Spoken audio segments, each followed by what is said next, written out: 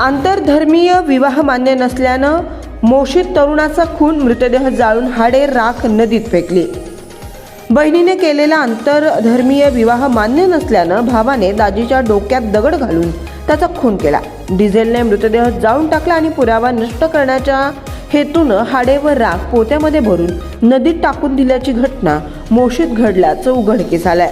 अमीर मोहम्मद शेख, वय वर्ष 25, राहणार आदर्शनगर मोशी, मूळ अहमदनगर असं खून झालेल्या व्यक्तीचं नाव आहे। या प्रकरणी पंकज विश्वनाथ पाईकराव, वय वर्ष 28, राहणार मार्तंडनगर चाकण, मूळ हिंगोली, सुशांत गोपाळ गायकवाड, वय वर्ष 22, राहणार अहमदनगर आणि सुनील किसन चक्रनारायण, वय वर्ष 33, राहणार मोई रोड चिंबळी अशी अटक आरोपींची नावे आहेत। गणेश दिनेश गायकवाड हा पसार आहे। अमीर आणि सुशांतची बहीण यांचा 6 महिन्यांपूर्वी प्रेमविवाह झाला। दोघांनी पळून जाऊन लग्न केलं होतं। त्यानंतर दोघेही मोशी येथे वास्तव्यास होते। मात्र हा आंतरधर्मीय विवाह अमीरच्या सासरच्या लोकांना मान्य नव्हता।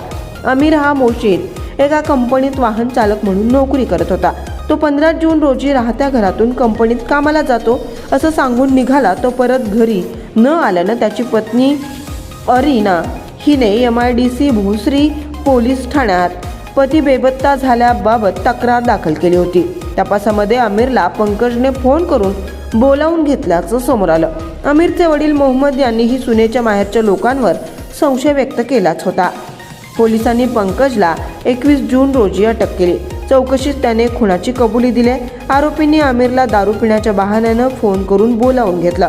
त्याला कुरळीजवळील पुणे नाशिक महामार्गावरील एका हॉटेलमध्ये नेऊन दारू पाजली। त्यानंतर तेथून अमीर हा नाणेकरवाडी येथे कंपनीत कामाला गेला। तिन्ही आरोपींनी वेगवेगळ्या दुचाकीवर जाऊन अमीरला पुन्हा दारू पिण्याच्या बहाण्यानं बोलावून घेतलं। पंकज व अमीर हे मेदनकरवाडी गावच्या हद्दीतील जंगलात दारू पीत बसले। त्यावेळी पाठीमागून आलेल्या सुशांत व गणेशने अमीर याला मारहाण करत जंगलात ओढत नेला आणि डोक्यात दगड घालून त्याचा खून केला। जनसबूत न्यूजच्या बातम्या पाहण्यासाठी आजच जनसबूत न्यूज चॅनलला सबस्क्राईब करा आणि बाजूला असणारे बेल आयकॉन प्रेस करा।